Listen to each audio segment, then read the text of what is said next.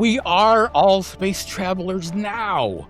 We're on a great spaceship, which through luck is perfectly tuned to humans. During the course of this interview, we'll probably travel 1 million miles, farther certainly than any of the moon missions that are coming up. We've got radiation shielding. We've got air. There is no single square inch of Earth on top of the ocean, on the crust of the seabed, on Antarctica, that is not 1 million times better to colonize than any other planet in the solar system. All the real profound stuff is here.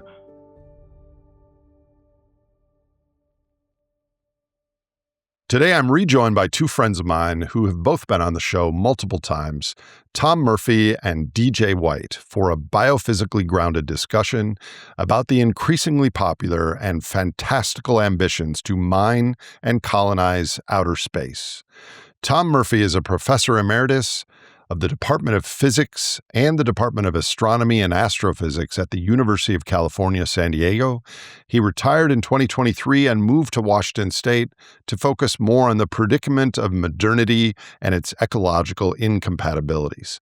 Tom is the author of Energy and Human Ambitions on a Finite Planet, creator of the Metastatic Modernity video series, and continues to explore long-term human success through his Do the Math blog.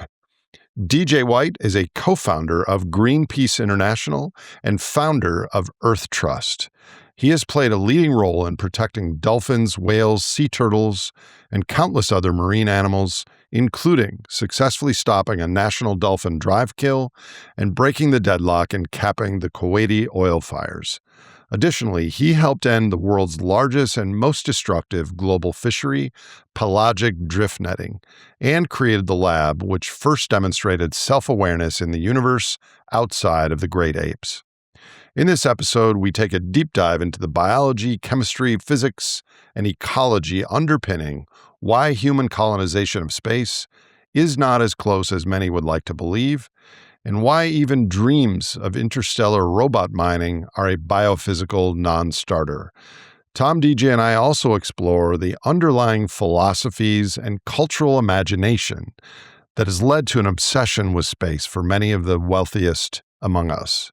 But the biggest takeaway from this episode is not about the impossibility of these space fantasies, but realigning with the reality that we are already on an earthen spaceship flying through the galaxy, and that we might consider appreciating and taking care of our existing ship while we still have it.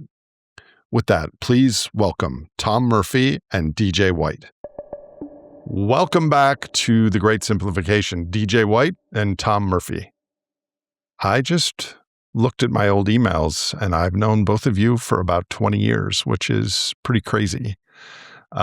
So you've both been on the show multiple times, and you are both deeply embedded in researching what I increasingly refer to as our more than human predicament, as well as being close friends of mine. And today I've asked you to come back on the podcast to discuss the resurgence of ambitions for space mining and space colonization amongst the leading techno-optimist technologists of our age. And I've got a ton of questions for you both.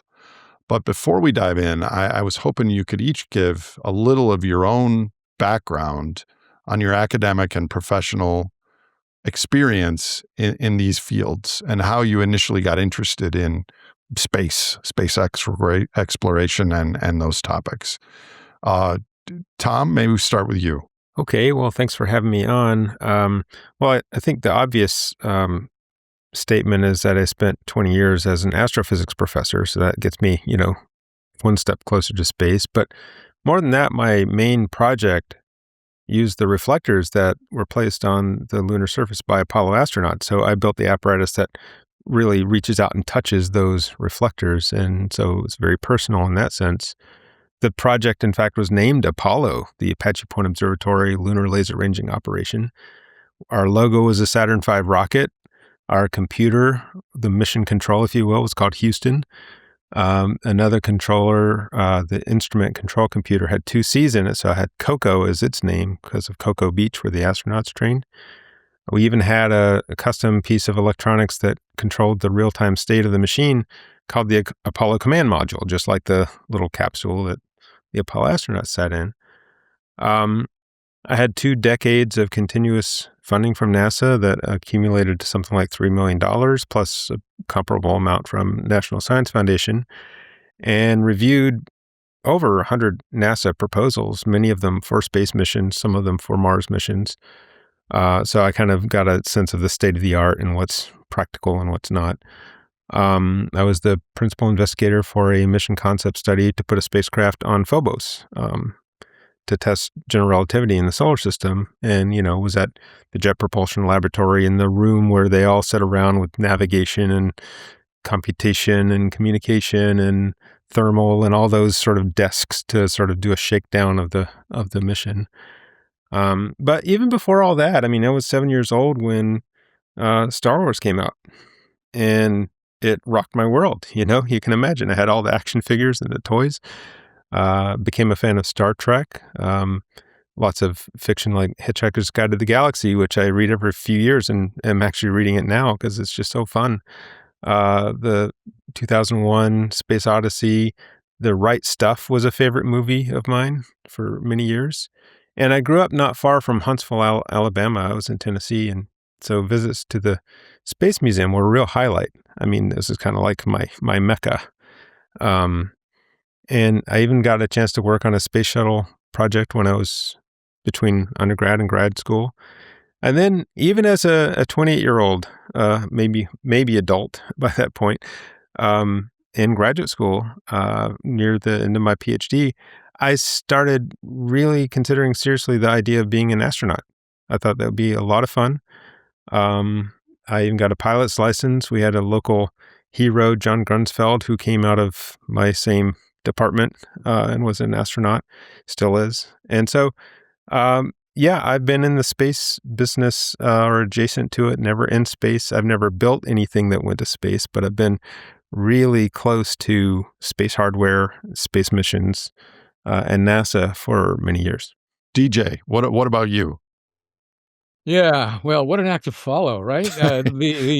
Tom is the real deal. He's a rocket scientist, and he's a guy that loves this stuff. I, too, am a guy who loves space, and I think it's important we lead off with that because we're gonna be talking reality here.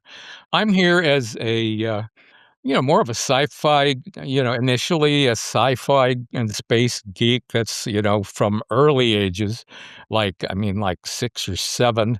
We're talking classic sci-fi, here for me because I'm old. But it was always very important to me. And, of course, the moon missions and all of the, for everything, Mercury, Gemini, Apollo, it was nuts. And, well, I've got a piece of Skylab here on my desk that was given to me by one of my brothers because he and I drove from Indiana down to see the last Saturn V lift off in person, and that was not that easy a thing to do for working class guys who were doing factory work and odd jobs for a buck or two an hour. To mount a trip like that, it was heavily symbolic for us of the cool things about the future. And anyway, getting beyond that, it's well, I think we've established in the past. I'm kind of an autistic guy, it's okay to say that these days. I was very interested from an early age, not really having an internal verbal monologue in the nature of intelligence in the universe, the nature of what is the place of mankind in the universe, and all these people around me that believed things that made no sense. How did that work? My quest to learn more about space and my quest to learn about the nature of consciousness in the universe were the same thing. They weren't like two different diverging paths. And by college, I had encountered John Lilly's speculations on dolphins, which have bigger brains, bigger cerebral cortices and stuff as we do, but nobody really knew, what they were doing with those. Basically, I I ended up pushing my life in what felt to me like both space and intelligence in the universe directions. Skipping forward, I got myself into a situation where I was able to maintain a long-term friendship with a dolphin, a non-human abstracting intelligence, and figure out, to my criteria, that, holy shit, these are people in every. They're not like dogs or people. This critter is smarter than I am in some ways, and is a person. There are other peoples on Earth who are, even intellectual. They're just non-technological. But realizing that also meant I immediately became aware that our species was perpetrating multiple holocausts. We were basically wiping them all out. And that placed a heavy ethical onus on me, and I switched from what had been a geophysics career and initially working in the oil industry to trying to save them. And I have been pretty successful, but maybe not ultimately successful. But I also tried to bring space people to it. In other words, I served on a 3-member board of a granting foundation that granted for projects of space exploration and ways of having that also affect Earth. In other words, the idea of, let's do the dirty stuff off planet someplace, and let's save our sacred home planet from destruction. But there were a number of astronauts that got involved in some of my projects. For instance, Tom mentioned 2001 Space Odyssey. Arthur C. Clarke, I guess Sir Arthur C. Clarke, who wrote that, became a friend. And one of the projects I was doing, which is to interface dolphin lines, I created Dolphin Lab for dolphin cognition research. One of my projects to do that was to interface computers with dolphins and try to work out hybrid language. Arthur Clarke wrote a fiction book called Fountains of Paradise about space elevators, which was a cool enough book.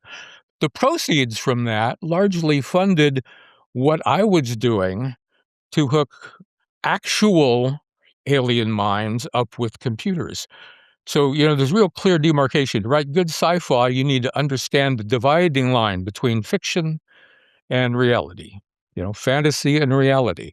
So the guy that wrote A Space Odyssey he was our international advisory board chair. And because there's reality, and there's wonderful things in reality, and they're very exciting. And, and there's fantasy, and fantasy's fun. Cinderella had had a pumpkin that turned into a coach. That's fun. But increasingly, it seems a lot of people have magical stories in place of where they ought to have basic understanding of the limits in the universe. So that's probably run on long enough. Excellent. Don, I've known you for a long time. I've never actually heard that particular story, and I've heard a lot of them. Thank you. So with that background and your bona fides, at least a little bit out in the open, let's move into a topic which I think a lot of people are quite conflated about or just buy into the memes and the stories. Because in recent years, there's been lots of popular stories about space mining and claiming that once we tap into the metal and mineral stores in asteroids and space, like zinc and iron and copper and cobalt, it's going to solve any scarcity issues on Earth.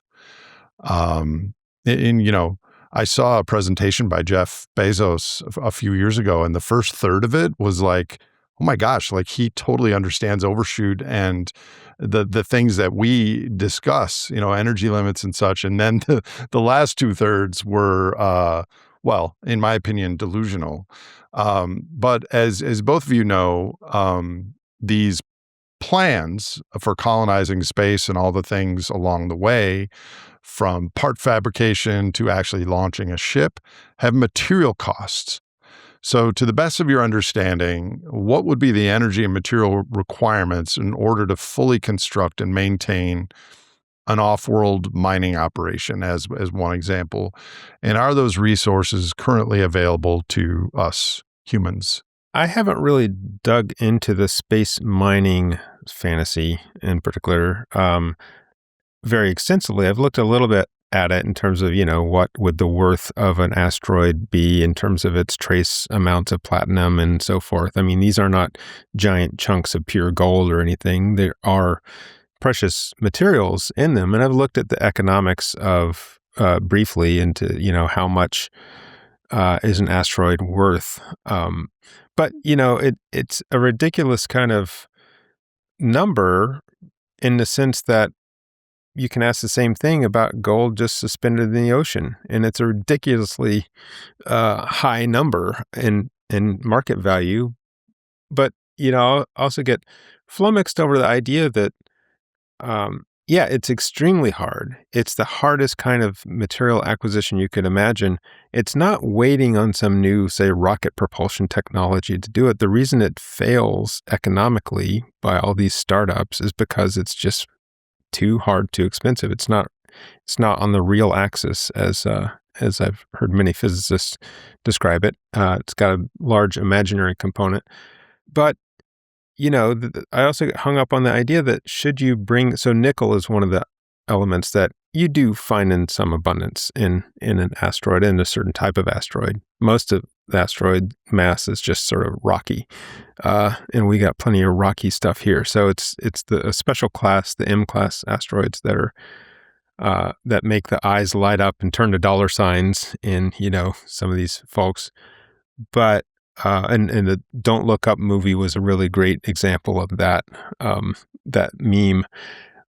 But, once you brought that much nickel, if you even could, into proximity to the Earth so that it could be useful, it's suddenly almost worthless economically because, you flooded the market. So, but, the idea that there's this thing called the rocket equation, which talks about how much fuel you need to move a certain piece of material, a certain, give it a delta V, a change in velocity. And, it turns out it's not accidental that a Saturn V rocket is 90% fuel. And the cargo, the payload, is this tiny little thing at the top, right? And so in order to deliver an asteroid, you'd have to have like several asteroids worth of fuel.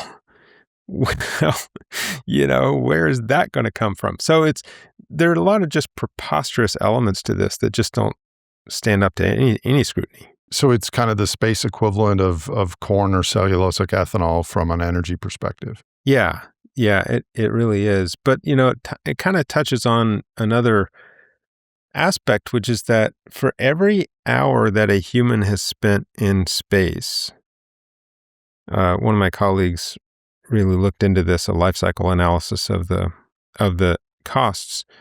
For every hour that a human has spent in space, the environmental impact on Earth is roughly 2,000 times a single hour spent by a global average citizen. So it's this entirely, enormous leveraging effect of just how damaging you are. And that is because of materials and fuel and just the effort involved in doing anything to get out of this gravity well or move things around the gravity well of the sun. It's enormous. The costs are really enormous. Yeah, I think maybe to put that into perspective, they had an asteroid return mission, went and grabbed some dirt. It was, I think, the OSIRIS-REx mission, and returned it to Earth. And the cost, and this wasn't metal ore or pure platinum or anything, this was just dirt. And it worked out to about $132,000 an ounce. So to be ore or not to be ore, that is the question. And it's wrong. And not just a little bit wrong. This is a belief that this is going to happen is like a binary litmus test for understanding basic physics and innumeracy and belief in magical thinking. I mean, how many orders of magnitude would we have to somehow conjure up to get something from $130,000 an ounce to cheaper than we can still get it on the crappy ores that are still left on Earth? So, without naming specific names, but there's a lot of people in our news feeds that are talking very confidently about this, just lumping them all together. And before we get into more details, because I have a ton of questions, why do you think this disparity exists? I mean, you just said that this is not going to happen. It's orders of magnitude away from happening.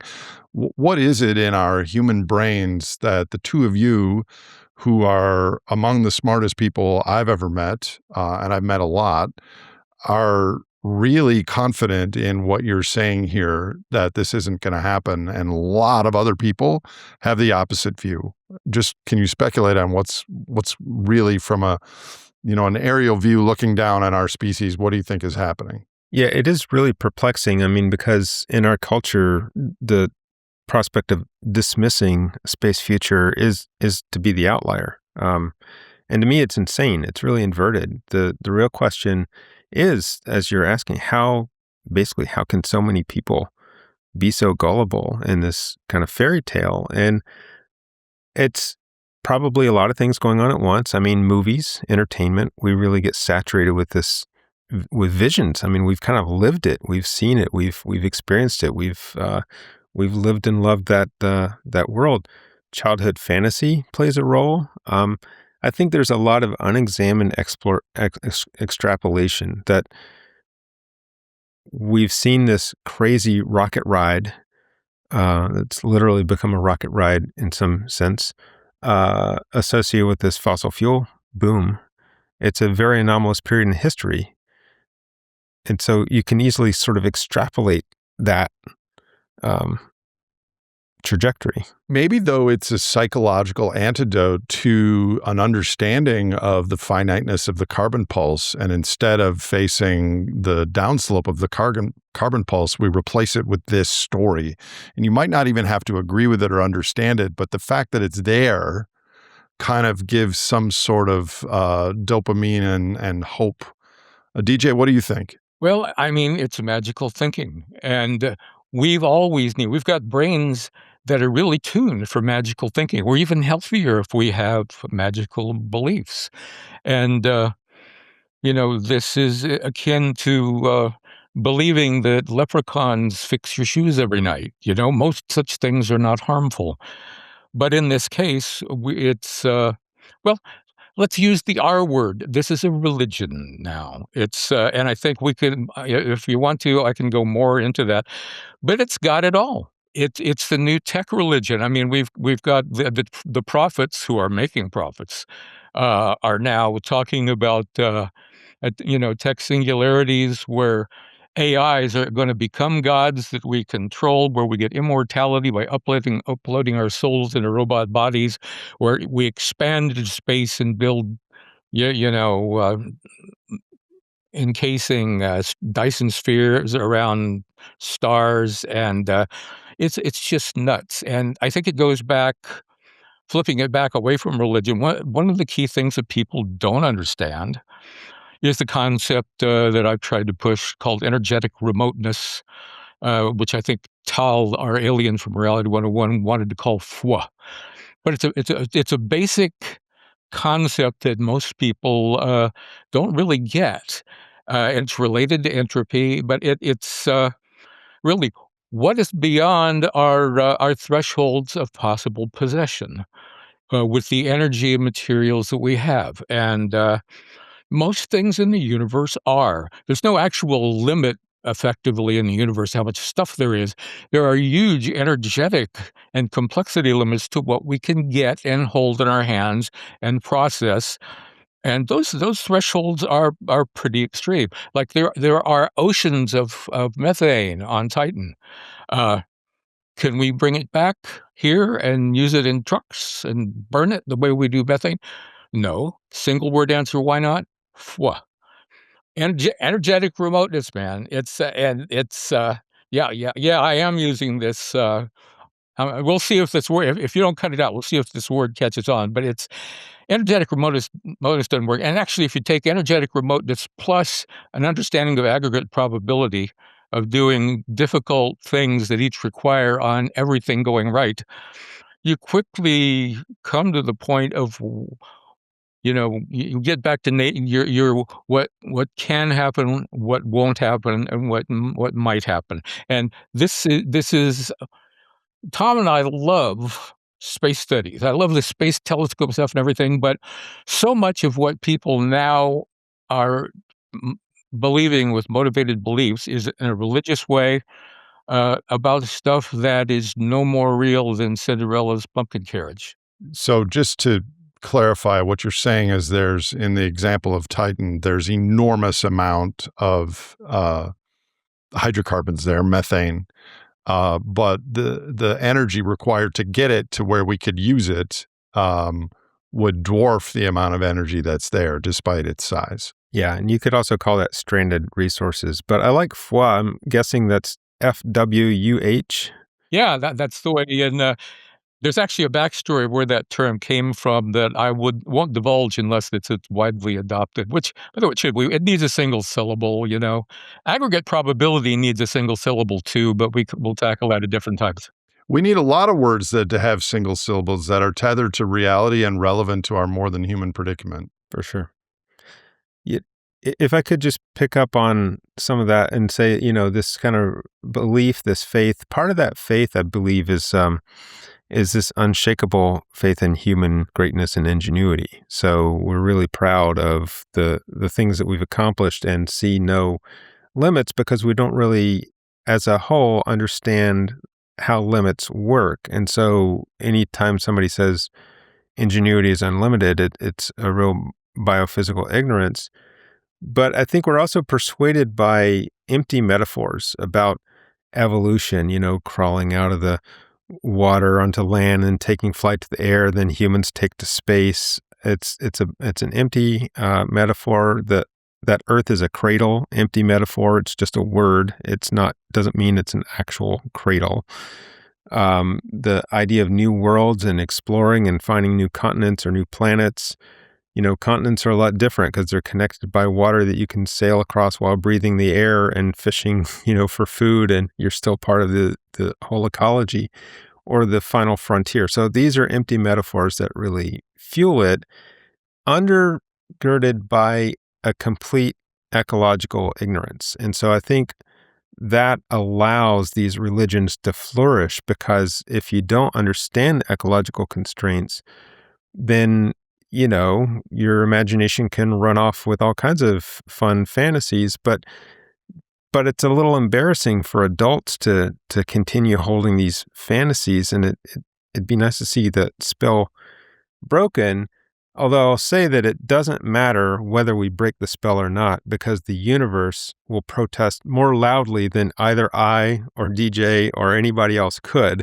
It's simply not going to happen. Guess what? So it's kind of sad to see the people really invested in this because there's no amount of emotional investment that will overcome the real limits. So adjacent, but separate from space mining, when we're talking about humans colonizing space, where exactly in space are we talking about? And can you describe some of the most popular ideas or what that might look like in a pro forma sense? Well, so the two that really come up most are Moon and Mars. Moon, usually not very sexy. It's just sort of what you got to do before you can go do Mars, as it's somewhat understood. But, just to put things in perspective, we haven't had humans on the moon since 1972. It doesn't mean it will never happen again, but it was a stunt then, and it will be a stunt if it happens again. And the reason I say a stunt is because, the proponents would say, no, these are baby steps. They're not stunts, they're baby steps. Well, that depends on the ultimate future. If nothing ever develops, if we don't have space colonization, then they're not baby steps, they're just stunts. And so in my framing, all of these are stunts. So you've got the moon, which is pretty stupid because there's no air, no water, no food, huge thermal swings. Radiation is really difficult. But even then, this is something that's super hard. The Apollo program spent $1 billion per astronaut day of space time, of time in space. The International Space Station is 1,000 times cheaper than the moon, but that's still $1 million a day. Like, what's the most expensive place you've ever stayed? And it wasn't $1 million a day. That's just to keep it supported with air and water, all from Earth, like expensive launches that are basically umbilical cords that are deeply tying the International Space Station. That's not living in space. That's living with a straw that's sucking Earth resources, actually at quite an alarming rate. There has been no living in space. And Mars is 600 times further than the moon on average. And as hard as the moon is, that it's prevented us, the cost has prevented us from being there for, over 50 years. Mars is 600 times farther and would be, $100 million a day, roughly. It's cold. It's got a 95% CO2 atmosphere. We complain when ours is 400 parts per million. It's got a 950,000 part per million CO2 atmosphere that's only less than 1% as dense as our atmosphere. So it's almost a vacuum. It's really like 99.4% vacuum compared to Earth atmosphere. Radiation, big deal. Low gravity, big deal for bones and physiology. How so? The bones part, I don't understand that. Our physiology is really fully adapted to one Earth gravity. Any time astronauts who spend time on the space station in kind of effectively zero gravity, it's just a free fall. It's, I think, 90% of Earth gravity is present, but you're just falling all the time, so you feel weightless. Bone loss is a huge problem. Eye degeneration is a huge problem. So, the shape of the eye changes, and so, even though in the space station they spend hours per day strapped to a treadmill, and that's no fun way to live, right? Hours per day, and it's still not enough. When they get back to Earth, they can't walk. They're immobile. It takes like 6 months or a year for them to sort of recover normal strength. So low gravity, we haven't spent much time in low gravity. It's either been kind of effectively no gravity or Earth gravity. And no gravity is problematic. That, any betting person would put money on Mars is going to be problematic physiologically. I mean, just our muscles and our bones are not going to adapt well. But yeah, the soil is toxic on Mars. But Matt Damon planted potatoes there. Yeah, and I'm sure that the actor Matt Damon was not eating Mars perchlorate riddled potatoes, or we wouldn't have a movie because he would have died. Yeah, that was pretty incredible. But we're going to science the shit out of it is kind of a popular meme. It hits our hot buttons. On that, I'll just say, if you science the shit out of this, you don't go. Full stop. That's what science is for. That's what, that's why you talk to guys like Tom. It's like, no, there isn't a path. I mean, I'm not a space scientist, but my expertise, such as it is, has been finding narrow paths to possible outcomes that others would think to be impossible, and that's given me a real appreciation. In addition to that, just how thin a path you have to walk to have a successful space mission. You can't just screw around. You need things to be done. Need to be done very exactly. You need to husband your propellant, and you get your gravity assists and everything like that. And of course Mars. Tom has really given even a short list of you'd have to be living in a cave. But the first thing you do when you get to Mars would probably be dig a cave and hunker there, hoping your pressure chute doesn't fail so your blood boils, and eating your perchlorate filled potatoes while writing your memoirs, because it's going to be a one-way trip. Any of the vessels that they're developing now, excuse me, you're not going to see any billionaires writing those. It's basically, if they ever launch to Mars, and I don't think they will, but if they do, it's a suicide mission, and that's the way to bet.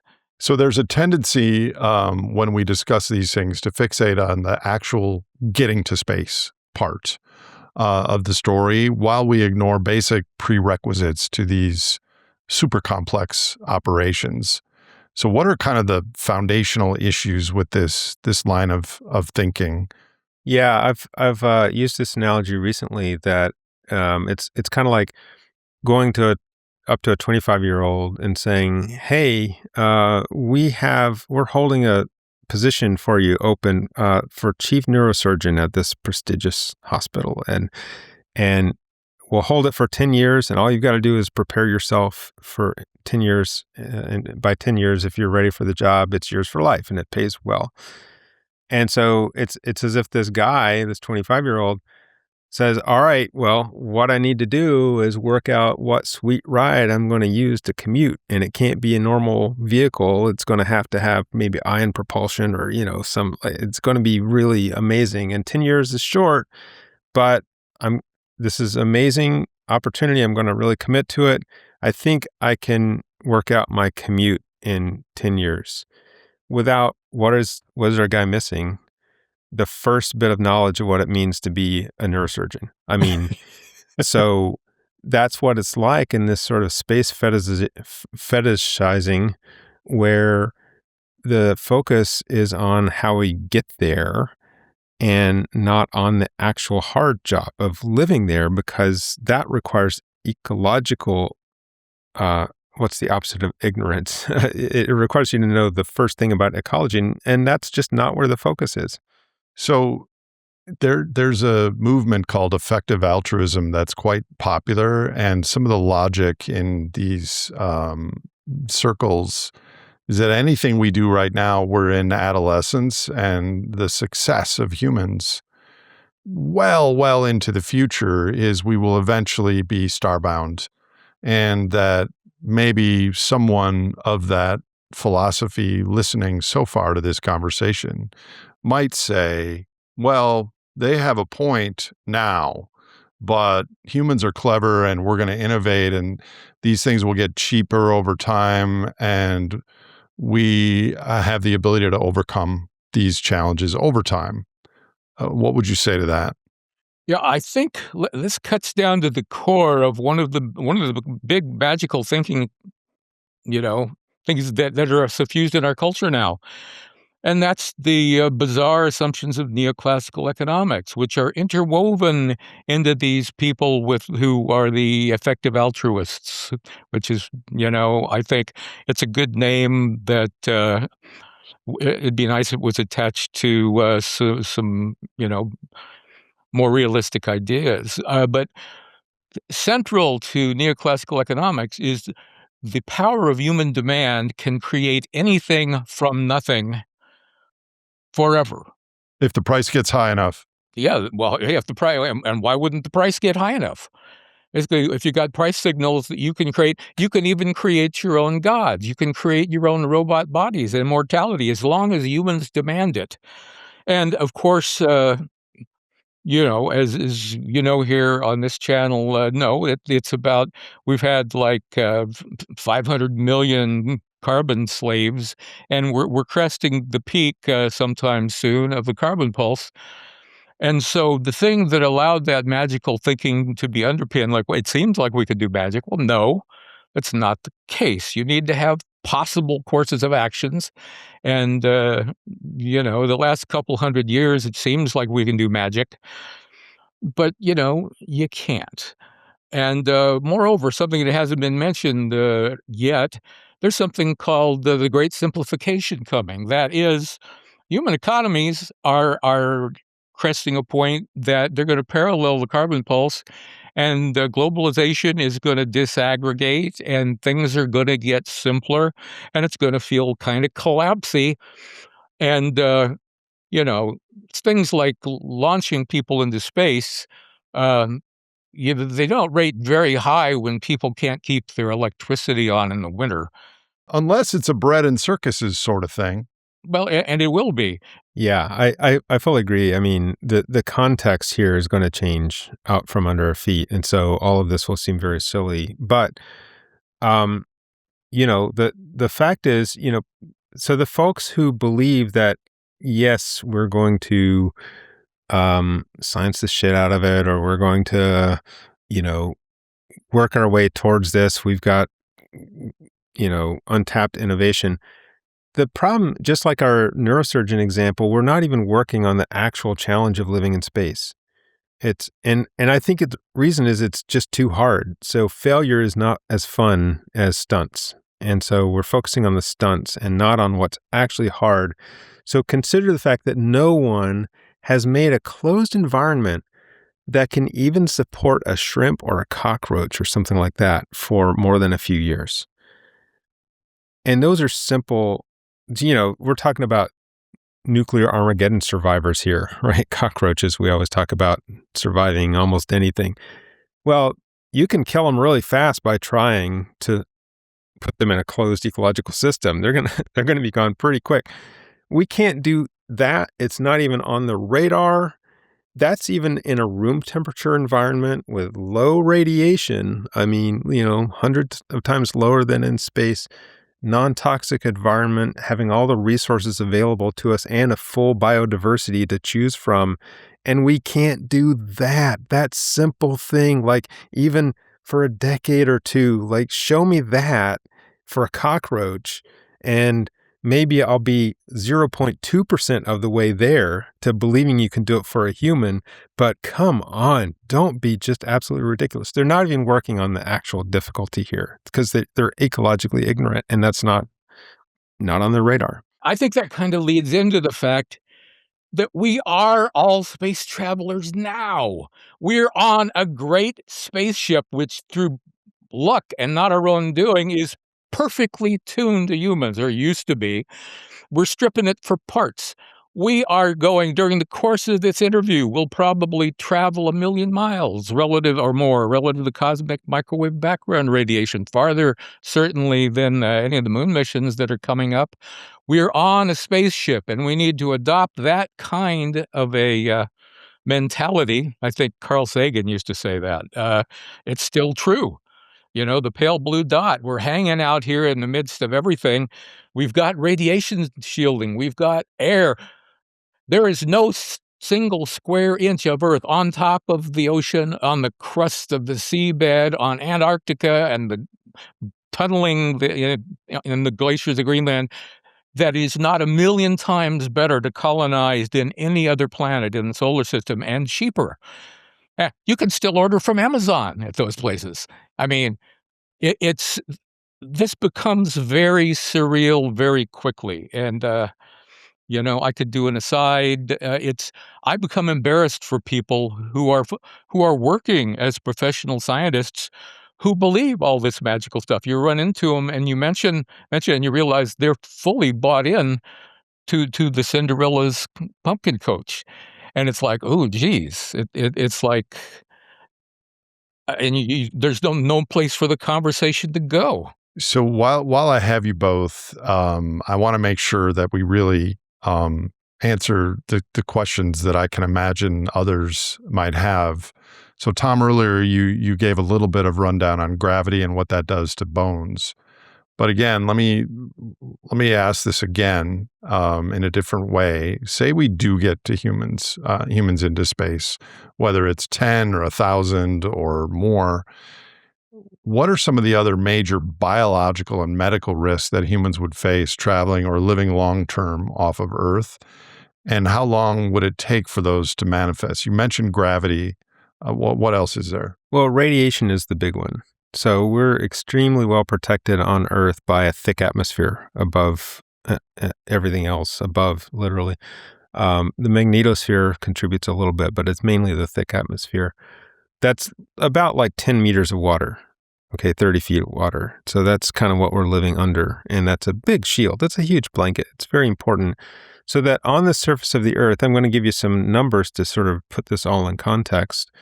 Our typical radiation dose on Earth is 2 millisieverts per year. So I'm going to use this term of sieverts. And so 2 millisieverts, 2,000ths of a sievert per year. That's from cosmic rays. That's from, coming from space. That's from the ground, from, radioactive materials in the ground and in the air, like radon, and the food that we eat. So there's no escaping it. You're going to have some low level of radiation. But on the International Space Station, that goes from 2 to somewhere like 150 to 250, depending on how puffed up the magnetosphere is at the time. So roughly an order of magnitude, 2 orders of magnitude rather, increase. By the time you get to the moon surface or Mars surface, that's 300 per year. So we're talking about 150 times the background that we're used to. And if you're out away from a surface, because what happens when you're on a surface like the moon or Mars, that big body shields half of your space, and you only have half space of exposure. But if you're out in space on, travel for the half a year it takes to get there, or if you do an O'Neill type colony out at asteroids and rotating shells, you don't have that protection, and it's 600 millisieverts per year. So it's double what you would have on the surface of a big body. And now that's, 300 times what we're used to. I'll put that in context in a minute, but first I want to say that being in a spacecraft doesn't really shield you, because the cosmic ray comes in, or the, high energy particles. Basically, these are bullets, very high energy bullets that could damage DNA, that can cause cancer and that kind of thing. These bullets will hit the spacecraft and make shrapnel, and lots of other bullets that come in and hit you anyway. So you have to have something like 10 meters worth of material, or the equivalent of 10 meters of water, something like that, in order to have effective shielding. And so that's why caves, right? You'd have to be a caveman on Mars or the moon, and I'm sure that just sucks. I mean, how could that be living the good life? What does this mean? So 300 times or a few hundred times the radiation, but what does that translate to? Well, the definition of the sievert is that 1 sievert of exposure increases your chance of lethal cancer by 5.5%. Okay, so that's still somewhat modest, but what that means is that by the time you get 7 sieverts, you've doubled your risk of cancer death from like 40% for all of us here on Earth to something like 80%. And that happens in 12 years in just sort of remote space, or 25 years on a surface like the moon and Mars, which means that a lifetime living in space is basically guaranteed to end in cancer death, a premature cancer death. But I'm kind of joking there, because what really is going to get you is asphyxiation, desiccation, starvation, decompression, bone loss, but cancer is also waiting there. So it's just a killer, and, coming at you from every direction. Don, I don't know what more you could add to that, but go ahead. I'll throw in the brain thing, which is that psychologically, you're talking about extreme isolation, extreme conditions, immobility, suicidality. Even you get people wanting to commit suicide in low Earth orbit. If you're way the hell out, where you're a couple days maybe away from splashing down. Once there's no. Yeah, well, that's if you got one on the pad. But yeah, I mean, you can get back down. You can escape back down. They've got that's right. capsules. You're right. So it's close. But if you're halfway to Mars or something like that, there is no turning around. You're there, and you're stuck with whatever situation. There are no doctors. If you need surgery, it's going to. And the thing is, you're going to need probably a lot of heroin and zip ties, because some people are going to go bug nuts and want to vent the atmosphere, and you're going to need to medicate them and strap them to their thing and then live with them the rest of the time. Here's a thought I had while you were speaking, both of you. Well, firstly, I miss talking to you. There's so much craziness going on in the world right now with AI and war and all the things, and I just miss talking to my Earth-centered systems ecology friends. But when you were talking, I have a PhD, not in either of your IQ quotient league, and this is a topic I don't know well, but I read science and I understand it. But even while you were speaking, my reaction was based on all the movies I've seen in my life where this didn't happen. Which is fantasy, of course. It's fiction. They're movies for entertainment, and yet that's built up in my system over decades. You bet. And so that was my initial emotional reaction to your science-led explanation of this. Isn't that interesting? Yeah, fascinating. It's very human. So some of the ideas for space colonization are based on the prospect of interstellar travel and what's called a generation ship. Can you explain, maybe Tom, start with you, what a generation ship is and what it would take to build one? And naturally, I'll ask what our current energy and material resources would be anywhere near sufficient for such a project. Yeah, I kind of feel like I should start by describing in exquisite detail what Santa Claus's workshop on the North Pole looks like and how it works.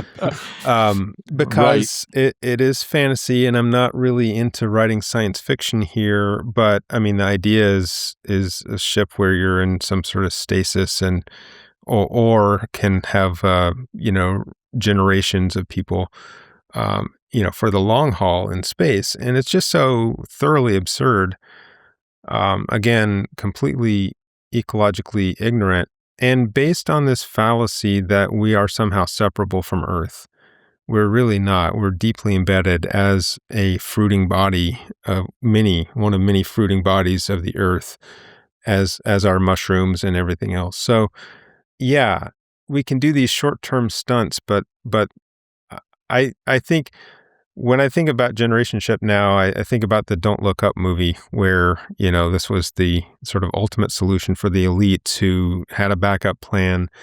And I was really hoping that, so they did a fair job in that movie of showing failures, technological enthusiasm and hubris that just fell flat, right? Their attempt to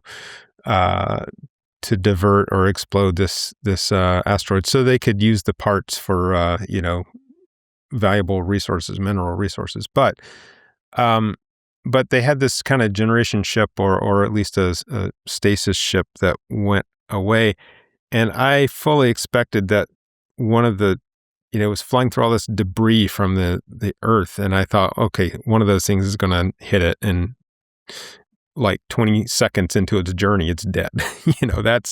That's what I wanted to see. But it failed in a more humorous way, I will say. But yeah, none of this is, what device do you have that still works after even 25 years? Right? And so, and this is in a low radiation environment with environmentally, decent temperatures and pressures and so forth. So it's pretty outlandish. You should be ashamed of yourself for even using the words generation ship. Not you, Nate, but anybody. You're wanting us to sort of shed light on this, and I'm saying it's an embarrassing thing to even talk about. Well, I know DJ has at least one piece of technology that still works after 25 years, his old green Honda that I've driven in. Don, do you have anything to add to that? Oh, well, probably the best answer to generation ships is no, too much foi. It's like there's energetically, materially, it's beyond the thresholds of what we will ever be able to possess or deploy. Because if you build something that huge with 10 meters or more of radiation shielding, then you somehow got to boost it to if you don't want it to last forever, to get to even the nearest stars, you've got to boost it with just ungodly amounts of propellant. It would exhaust the entire resources of Earth to even get it going slowly. So here's the thing. Every good science fiction book, and certainly I've read a lot of them, you need to fudge reality some way. And you could pretty much go down the list of, okay, how is reality fudged to make this storyline work at all? Because otherwise, you've got just depressing stories about people being deluded and dying in space, and that's it. Yeah. So let's go there briefly, because I know all three of us were big fans of Star Trek. Don, in past years and decades, you and I often referenced in our books together, we referenced Star Trek.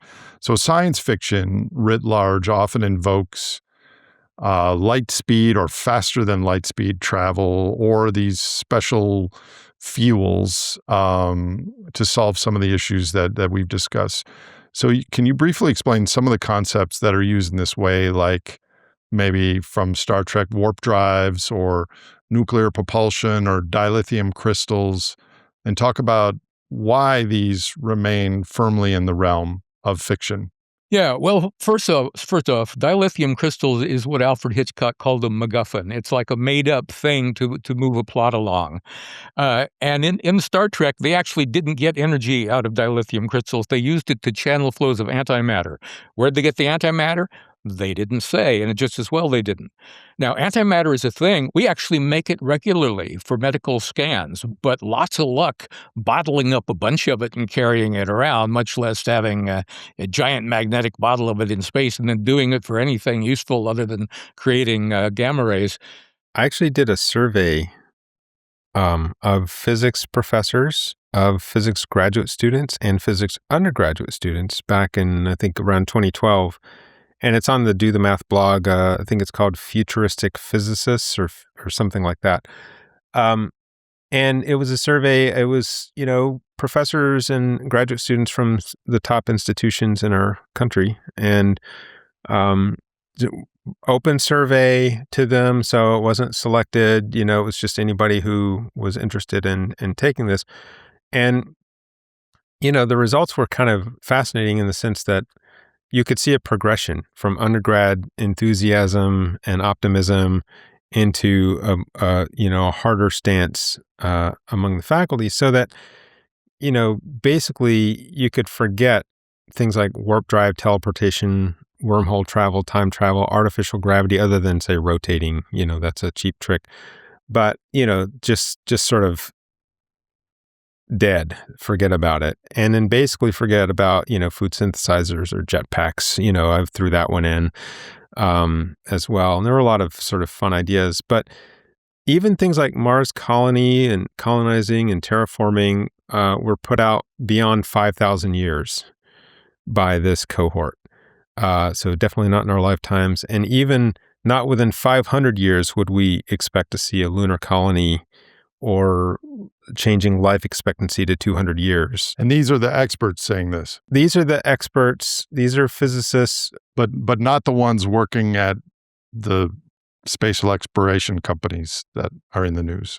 That's right. These are just kind of a random pool of physicists. And, in 500 years, we all know that this place is going to look a lot different. We're not going to be doing fossil fuels. We're not going to have growth-based economies. Hopefully, we'll still have a functioning biosphere. That is the only goal worth focusing on. Yes. Yeah, we're not going to probably have ambulances, air conditioners, or any of that basic stuff in 500 years either. We're going the other way. So Mars colonies, much less Mars terraforming. It's just fairy stories. Yeah, that's all. So there are two overlapping yet distinct space travel ambitions that I've cursorily seen: sending machines to extract resources remotely and sending humans to live beyond Earth. And what sort of relationship do these two camps have to one another? And why might each of them face their own unique barriers? Yeah, I would say that, there's a night and day difference between those two in the sense that, obviously we do a lot of robotic probing of the solar system now in environments that humans can possibly imagine being. It tends to be, orders of magnitude cheaper. We can send something to Mars for a few $100 million, not a few $100 billion. So it's a huge difference. And so you're not trying to do this impossible task of trying to recreate an ecology, which is something far beyond our means. And nobody's even thinking or working on that. We can't even understand the ecology that we're born into, because it's too complex for our meat brains, as I call them. And so, yeah, I think there's some absolute difference in those two modes. But then the question becomes, what is the underlying motivation of those activities? Because they still are very expensive, very materials heavy, and to what end? What is the end goal? I mean, I've benefited tremendously from all of the knowledge that we've gained, but I've only benefited in some sort of intellectual sense.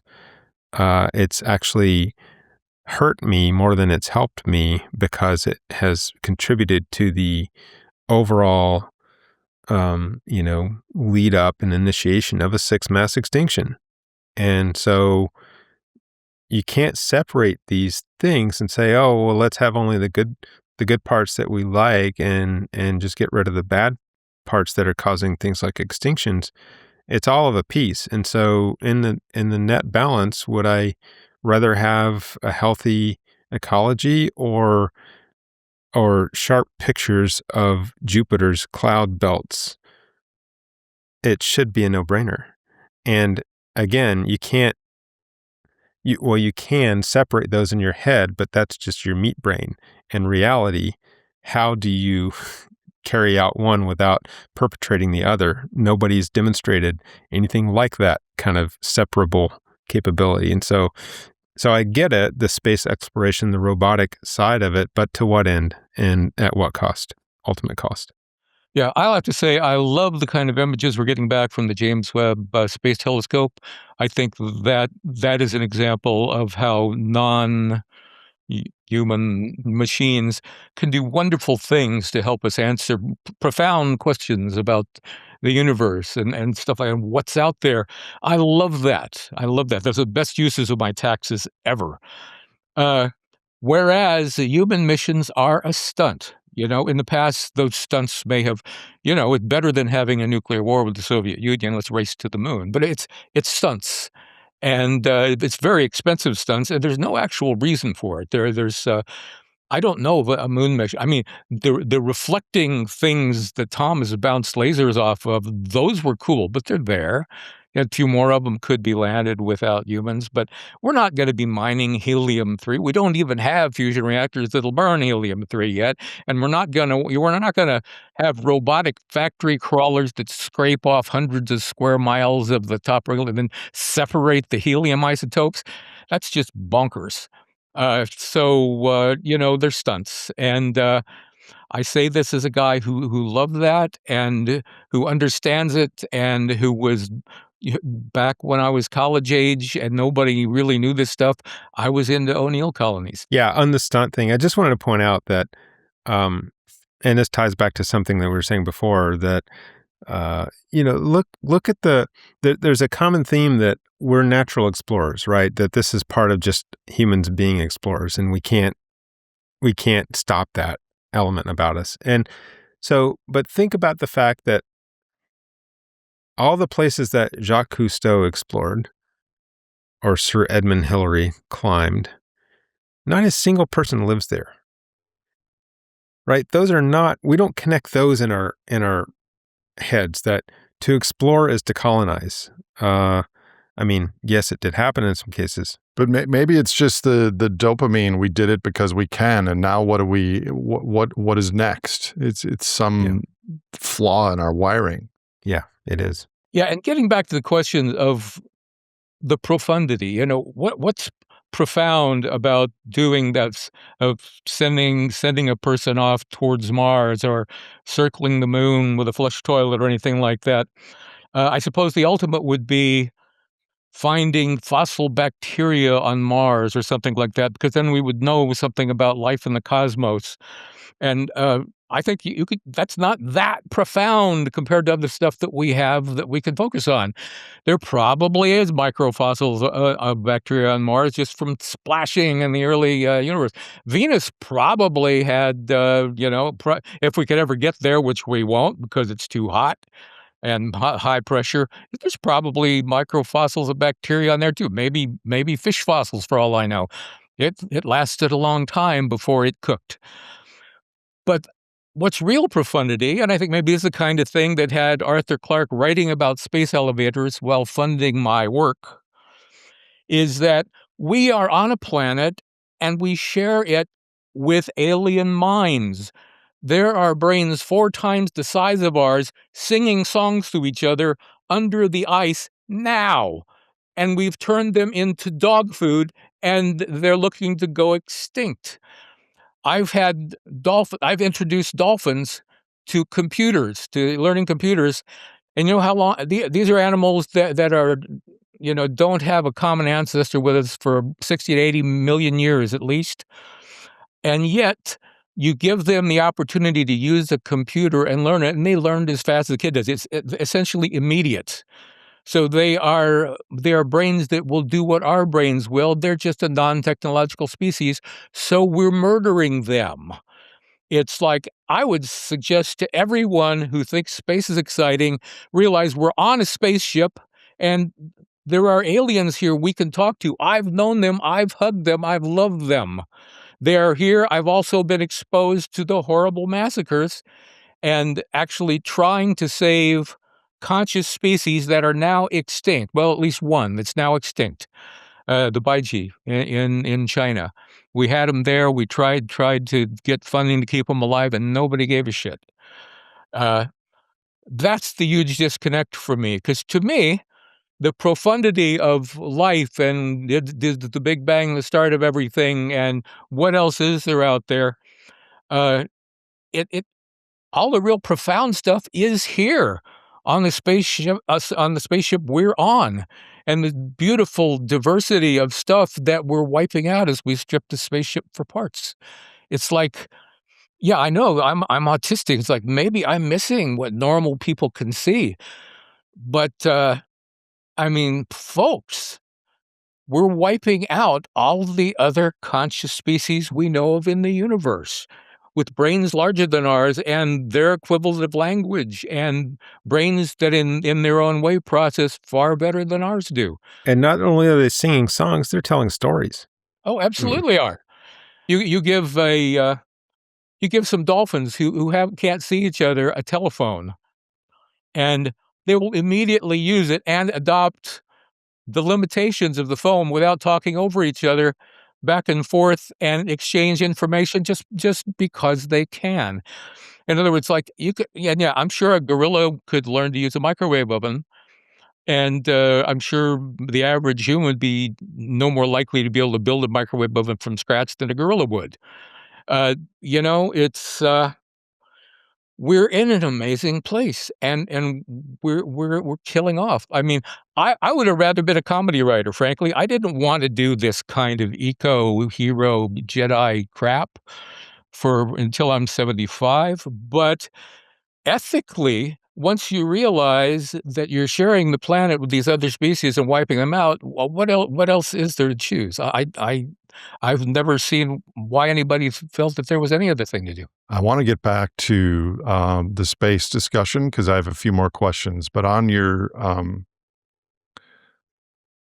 logical, science-tethered spiritual appeal there, Don, why isn't something like that the religion that we go towards instead of trying to science the shit out of it on Mars and colonize outer space in an effective altruism long-term story?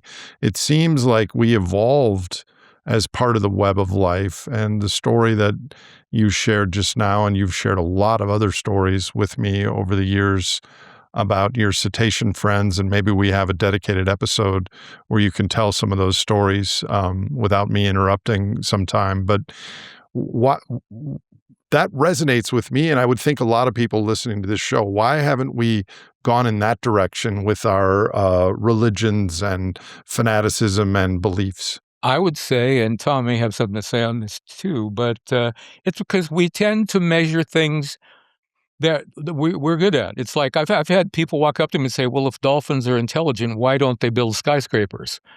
It's like, what? It's like, well, if whales are intelligent, why haven't they conquered space? And it's like total disconnect. And we tend to measure others on things that we think we're good at.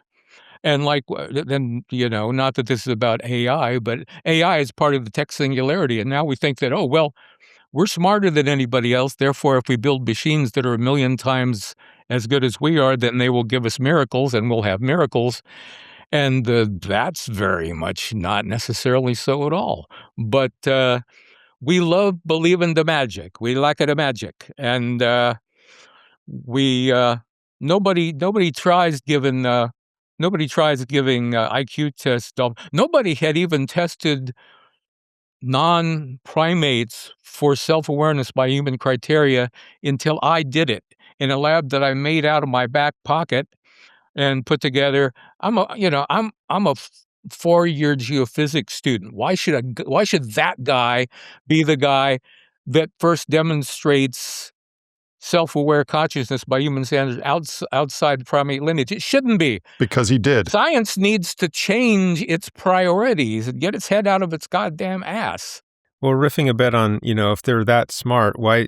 So if dolphins, whales, chimps, whatever, were smart, as smart as we are, why haven't they initiated a sixth mass extinction?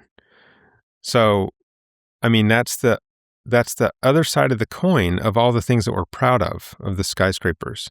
And so why should we be proud of something that's really part of the most devastating story that the planet has seen since an impact 66 million years ago? But I think that, the core of it and the kind of religious angle that I imagine is, the religion that was prevalent on this planet among humans for 99% of the time humans have been on the planet is an animistic kind of religion. And it's not really a religion. It's just sort of almost a metaphysics, a belief system about the nature of the world. And, the thing that the whales have done and the dolphins have done that we recently haven't is lived ecologically sound lives embedded in a community of life. That's no small feat. That's something that I think we should be proud of in ourselves, but we're not doing that. And for the last 10,000 years, we've been on this track away from that animistic past. And a large part of it is exercising control and mastery over the world, believing ourselves to be separate from it. And then we need a God. We need religions that reinforce that sense of supremacy and separateness. And so I do think it's very much tied into our religions that we have this faith that we can solve any problem, that Earth is ours to do with as we want. We have this destiny to do that, and a destiny in space. And that this is a logical step in evolution. And none of that is demonstrably true. All of that is mythology, and all of it's dangerous, and all of it's causing a huge problem. So I think that this space religion is really very much a part of that same religious foundation of we are special, we can do whatever the hell we want, and we're in control. And that's all delusion. Yeah, and I want to point out what could be an upside to this, because I think a lot of people have looked at humans and the threshold of nuclear war and stuff, and wondering, and Drake equation and things like that, and wondering, is advanced intelligence inherently self-destructive in this universe? And not only have many animals, including dozens of species of cetaceans, developed cerebral cortices advanced that are larger than our own, they've had them for many millions of years longer. So no, Advanced intelligence is not inherently self-destructive. That alone is profound. It's the crap we're doing that's inherently self-destructive, and that has to do with magical thinking and getting our little, dopamine and our tribal, stimulations going on. We can have an Earth trek. One of the other things I've introduced is Naya, the trillionth human child. I've named her. Nobody else has even thought about her. There should be at least a trillion human childhoods on planet Earth. It's been roughly 100 billion so far. There will not be the way we're going. She's in the same basket as my friends, the dolphins and the whales, and of course the elephants and everything else.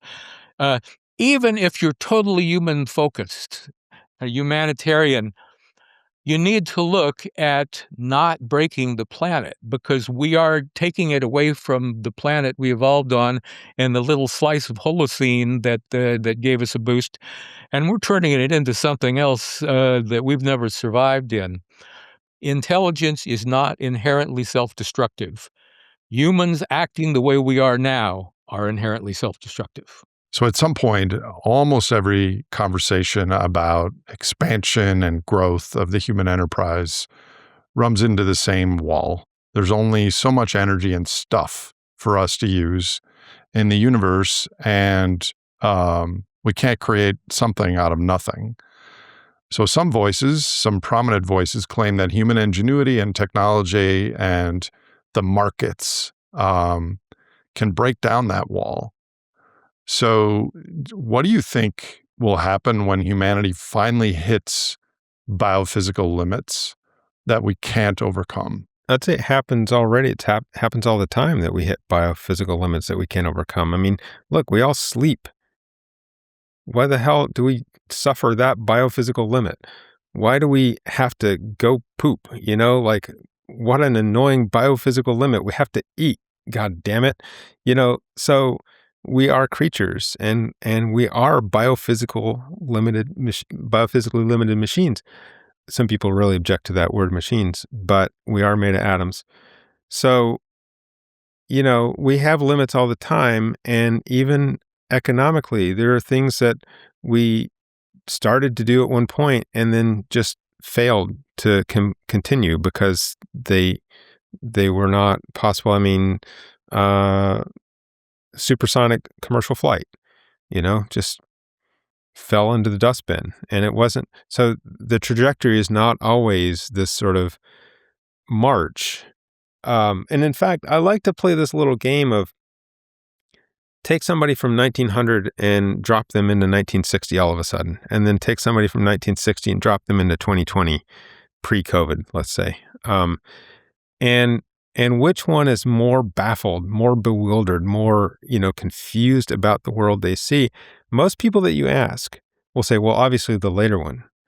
And that's the mythology speaking. That is our programming that says that. But if you really spend a few minutes on this problem, you realize that the earlier person from 1900 dropped in 1960 won't have ever seen a freeway, a rocket, a satellite, a television, a radio, an airplane, like appliances in the kitchen and in the home, and computers and calculators, and just like most of it, are just magic.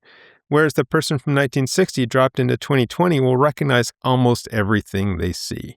And even the stupid rectangle you hold to your head, they'll say, oh yeah, that's a phone and it must be radio communication. It's not magic. And so, they basically got it. So we've seen a lot of kind of embellishments and sort of better resolution and higher quality and that kind of development. But the fundamentals were not on this absolute tear that just continues to accelerate. That's not the life that I've seen, where very few transformative inventions, I mean, I'm not saying zero, but way fewer than, my great-grandfather experienced, have transpired. So I think that, we're hitting limits already. We're not able to do everything that our dreams wish us to be able to do. And that's always going to be true. And I think it's going to get even more profoundly obvious. Yeah, my grandfather grew up with horse and buggy, and he ended up jet hopping on jets around the world. I mean, he saw a lot of changes, and I was learning new tech stuff from him. He was totally with it. There's this great wall of foi that is coming, or you could say it's receding horizons, and we are cresting the carbon pulse. Who pick a year? It's not 100 years from now. It's fairly soon, and then a lot of things are going to go down with it. The complexity we can maintain, the number of humans that can be alive. But there could be a much smaller number of humans and an increase in complexity based on some of the tech feudalism and AI stories. It's not explicitly stated, but there is an implicit assumption. So let me build on that by asking. Some of the space expansion advocates argue that branching beyond Earth is about preserving life itself. But when people talk about safeguarding life through technological expansion into space, what do you think they're really trying to preserve? Like, I don't think all biological life. Is it human civilization or a particular narrative about progress or a particular subset of humans? What's going on there? It's startups. There's money to be made in startups from credulous people. What is it that's driving it? It's a number of things, and it's different for different people. I think there is this awareness of an existential problem, and that things might go poorly on the Earth and are going poorly in some sense, and this idea of having this arc, that can preserve humanity. I get that impulse, but that's just into this impossible realm that we don't know how to even make a little glass ball of shrimp that can live, let alone how to keep humans as an arc. That's just completely out of like 15 or 18 or 25 orders of magnitude beyond, what we're capable of doing, other than saying the words about it. So we can, write some words on it, but we can't actually do much in that regard. So, but it is this sort of myth of progress. It's what we're proud of, but cherry picking what we don't understand what the consequences are of those things that we're proud of. And so I'm not sure we should be proud of the things that many people are. I'll just note, without mentioning names, that the leading billionaire proponent of this has explicitly said, "Fuck Earth." That is true. And the entire idea that if there's humans wildly reproducing on some other planet, then we're a multi-planet species, entirely ecologically blind. And get back to Joseph Smith and reading with the magic goggles into the when the religion. It's like, oh yeah, and I need to impregnate a lot of women, and my sperm is available, and that's the way this is going. It's people are able to enrich themselves. I think, Nate, you once called it the tragedy of the energy investing commons, that any string of words, because most people, not me, most people think in strings of words, and strings of words that sound good. Well, you can do a startup, and even if it fails, you're still rich. So, I mean, that's, I think, very much the dynamic that's driving this, as opposed to any actual desire for deep time survival of Earth species or human species.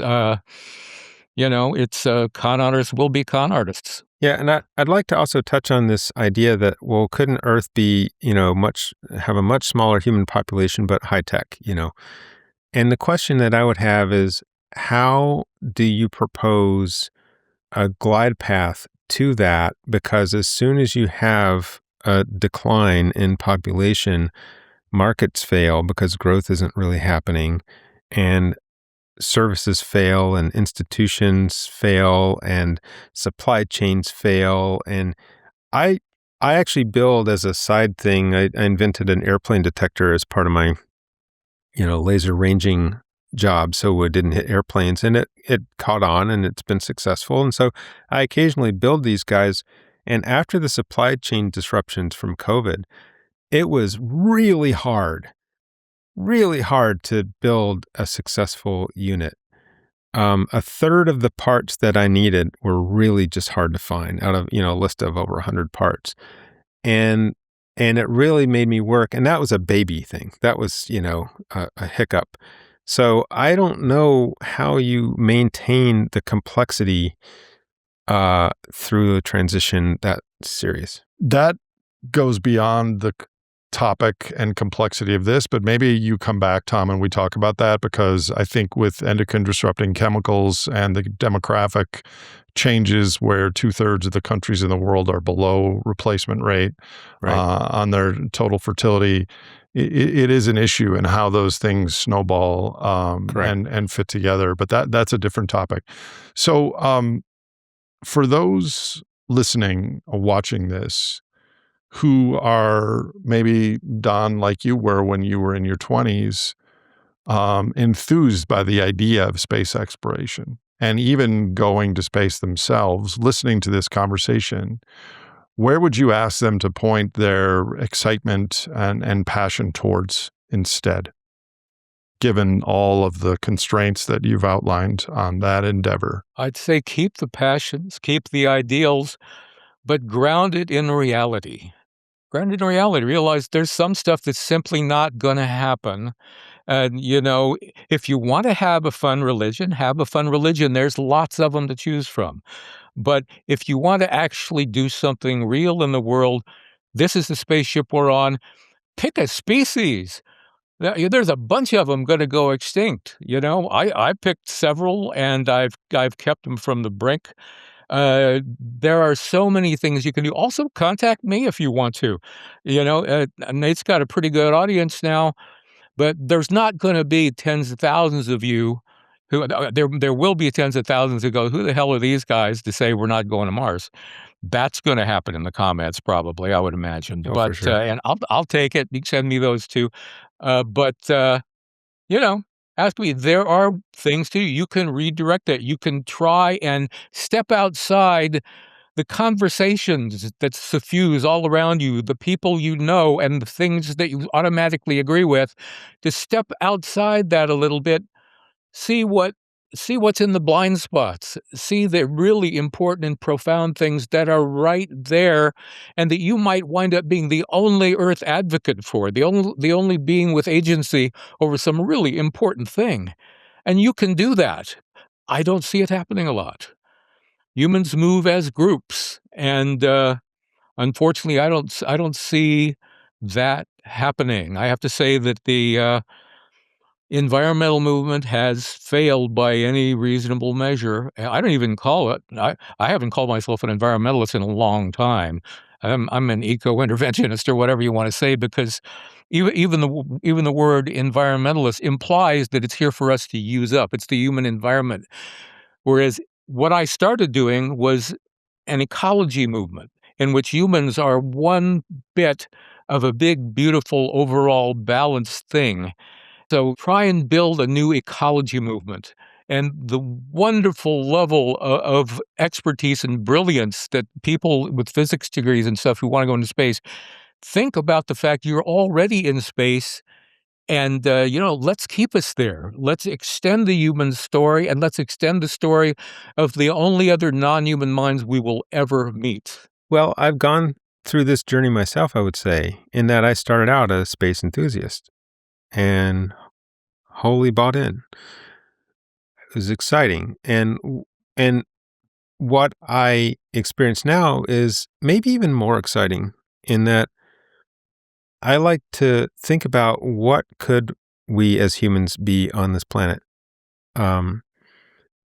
I don't buy into the idea that we're just bad news, because for most of the time on this planet, we weren't bad news. And that doesn't mean we have to live the way that we lived for that 99% of the time. But there are wise lessons there that we might explore. And so rather than trying to master this Earth that we live on, which is a failing prospect anyway, we just don't have the brains for it. Anything that we invent in our brains, we have to suspect, compared to things that are biologically, ecologically, evolutionarily invented, those are far more robust. I mean, we can't using our brains. You get the best experts in the world and give them, computer resources even, and ask them to design a novel protein that you can't find a template for in life, so you can't copy what has been evolved, a novel protein to do some novel task, like, I don't know, bring an aluminum atom in through the cell membrane or some task, forget it. We don't have the capability of doing even that. That's just one protein out of tens of thousands in a living organism that interact with each other, the proteins, to form a, complex dance.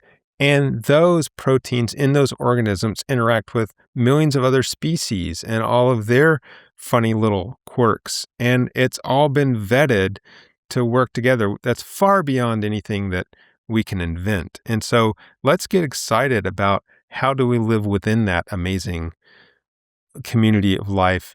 Look into things like animism, belief systems that might better port to living in as part of a world. There's a lot of awe and excitement and just amazingness out there to be really enthusiastic about. And so I would say drop the skyscrapers on Mars stupidity and think about where we can't possibly create an ecology. We've got an ecology here, and it's incredible, and we're lucky to be a part of it. So that's where I would try to find some excitement. My friends, this has been eye-opening and informative and rewarding, actually, for me. Thank you both for your continued vigilance about highlighting reality and dispelling fantasy, because I think that is one of the baby steps towards better futures than the default. Don, I'm going to give you the closing word, my old friend and co-writer of 3 books. What closing thoughts do you have for the viewers of this episode? Well, remember 4. But in addition to that, it's important, and it's something that we don't talk about enough. But I'll just say, I've stood in the surf with my arms around a young humpback whale, which was unfortunately dying, and in contact with it, heard its young cries and singing with quite complex. Did my best to do it back, give it comfort, as and not to get into it, but I found that to be a profound thing. This thing, it had not been born that long before. It already had a larger brain than mine. It was going to die, and it was a cosmic moment. But here's the thing: if those noises we detected, say, coming from, we thought that those noises were on Europa, there would be $1 trillion project. Let's build an Orion nuclear rocket to get us to Europa and see what this thing has to say. But instead, our history has been, we've turned these things into corset stays and dog food and oil for intercontinental ballistic missiles, and they're mostly gone now. At least a lot of species are mostly gone now. There's so much. All that we hope to find in space is here, still a lot of it. And maybe it's so far gone now you can't be friends with a dolphin for a long time like was. Maybe you don't get to hug a whale, but that's not necessary. It's just open your mind to the blind spots that are out there. Find something that you personally think is sacred and save that sacred thing.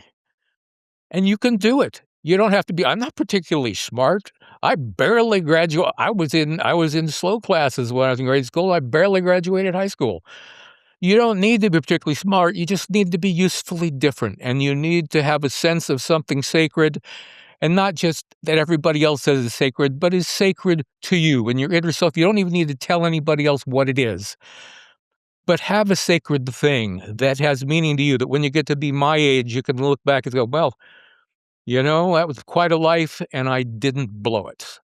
I actually tried to do something that had meaning for me. Yeah, even before Don mentioned giving comfort and talking to this young whale who's dying, I had already thought, if I wanted to give any advice, I would say talk to animals. I mean, go outside and plants and find them and appreciate what's genius about each one. Each one can do something that you can't do, knows something that you don't know, lots of things that you don't know. Find that genius, be inspired, and open up to talk to them as equals. And I think can hugely heal this kind of human supremacy that we've assumed upon ourselves, and just be a part of it, not separate from it, not above it, but within it. Amen. Thank you both. I really appreciate you both. And it's great to be on this traveling spaceship, this blue-green Earth at the same time as both of you. To be continued, my friends. If you'd like to learn more about this episode, please visit thegreatsimplification.com for references and show notes. From there, you can also join our high-low community and subscribe to our Substack newsletter. This show is hosted by me, Nate Hagans, edited by No Troublemakers Media, and produced by Misty Stinnett and Lizzie Siriani. Our production team also includes Leslie Batlutz, Brady Hyen, Julia Maxwell, Gabriella Slayman, and Grace Brunfield. Thank you for listening, and we'll see you on the next episode.